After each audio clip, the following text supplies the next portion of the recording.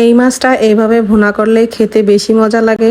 আর এই মাছের মূল হচ্ছে ঝোলটা খেতেই খুব ভালো লাগে। আমরা তো এটাকে সবসময় সুরা মাছ বলে চিনি, তবে এটাকে অনেকে তাপসী মাছ বা হচ্ছে রামসুর মাছ হিসেবেই চিনে। আজকে দুপুরে এই মাছটাই রান্না করব আর হচ্ছে পটল ভাজি করব। তো ভাবলাম এটাই আপনাদের সাথে আজকে একটু শেয়ার করি কিভাবে এই মাছটা আমি রান্না করি। আর এই মাছটাকে আমি কোনো রকম আদা রসুন দিয়ে ভুনা করব না, মাছটা আদা রসুন ছাড়াই হচ্ছে আমি রান্না করব। তবে অনেকেই আছে যে এই মাছটা আদা রসুন দিয়েই রান্না করে, যেমন আমার আম্মুও রান্না করে। তবে আমি এটার মধ্যে আদা রসুন না দিয়ে রান্না করে খেয়ে দেখি যে এটা ভালোই লাগে। আর আদা রসুন না দেওয়ার কারণ হচ্ছে এই মাছটাতে আদা রসুন দিলে আমার হাজবেন্ড এটা খেতে একদমই পছন্দ করে না, সেই থেকে এটা আমি শিখে নিয়েছি। এভাবে খেতেই দেখি যে খুব ভালো লাগে। প্রথমেই আমি পেঁয়াজটাকে কিছুক্ষণ একটু ভেজে নিয়েছি, তারপরে এর মধ্যে হচ্ছে আমি হলুদের গুঁড়া, মরিচের গুঁড়া, ধনিয়া গুঁড়া, পরিমাণ মতো মাছের ততটুক পরিমাণ দিয়ে দিয়েছি। এর মধ্যে মশলাটা একদম লেগে যাচ্ছিল, তাই জন্য একটু পানি দিয়ে তারপরে এই মশলাটাকে আমি একটু সময় কষিয়ে নিব।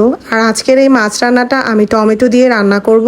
এখন কিন্তু মশলাটার একদম তেল বের হয়ে আসছে, তার মধ্যে আমি টমেটো কুচিগুলি দিয়ে দিচ্ছি। আর টমেটো দিয়ে যে কোনো মাছ ভুনা করলে কিন্তু খেতে ভালো লাগে বেশি, এর স্বাদটা আরো দ্বিগুণ হয়ে যায়। এইরকম অনেক রান্নাই আছে যে রান্নাগুলি আমি আমার মতো ঘুরিয়ে ফিরিয়ে করে দেখি যে কোনটা আসলে মজা হয়। তো যেভাবে দেখি যে মজা হয় ওইভাবেই সবসময় করার চেষ্টা করি। যাই হোক, আমার কিন্তু মশলাটা একদম কষানো হয়ে গিয়েছে। তারপরে আমি যে মাছটাকে এখন দিয়ে দিব, মাছটা আগে ভালো করে ধুয়ে নিয়েছি লবণ দিয়ে। তারপরে হচ্ছে এইদিকে মশলার মধ্যে দিয়ে দিয়েছি এই মাছটাকে। এই মাছটা কিন্তু একদমই সফট থাকে, তাই হচ্ছে মশলার মধ্যে এটা দিয়ে বেশিক্ষণ নাড়াচাড়া দেওয়া যায় না, তাহলে মাছটা একদম ভেঙে যায়। তাই জন্য এটা হালকা একটু নাড়া দিয়ে দিয়েছি। যেহেতু বেশি একটা নাড়াচাড়া করতে পারবো না, মশলাও লেগে যাচ্ছিল, তারপরে পরিমাণ মতো একটু ঝোলের পানি দিয়ে দিয়েছি। এইদিকে হচ্ছে আমি পটলটাকে ভাজি করে নিব। আমি তো সবসময় এইভাবে পটল আস্ত করে ভেজে খেতে খুব পছন্দ করি। আমার কাছে কুচি করে ভাজার থেকে এইভাবে ভাজলে একটু বেশি ভালো লাগে খেতে, তাও যদি হয় হচ্ছে গরম ভাতের সাথে ডাল দিয়ে। হলুদ আর লবণ আমি পটলটাকে মাখিয়ে নিয়েছি। আর এই যে এইদিকে কিন্তু আমার এই মাছটা বলক চলে এসেছে আর এত সুন্দর একটা ঘ্রাণ বের হচ্ছিল। তারপরে আমি কিছু কাঁচামরিচ দিয়ে দিয়েছি এই মাছের তরকারিটাতে।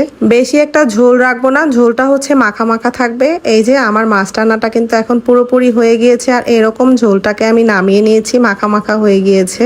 যেহেতু খুন্তি দিয়ে নাড়া যাবে না, তাই হচ্ছে পাতিলাটাকে একটু ঝাঁকি দিয়ে মাছটাকে আমি নেড়ে নিয়েছি। আর এই পর্যায়ে আমি কিন্তু এটা নামিয়ে নিয়েছি, যেহেতু এটা একদম হয়ে গিয়েছে। এখন আমি হচ্ছে পটলটাকে ভাজি করে নিব, সেই জন্য কড়াইতে তেল দিয়ে দিয়েছি। তারপরে এই যে মাখানো পটলটাকে আমি একে একে দিয়ে দিচ্ছি। আর যেহেতু আমি একা পটল ভাজি খাবো, তাই জন্য বেশি কতগুলি নেইনি। এখানে আমি 3টা পটল নিয়েছি ভাজি করার জন্য।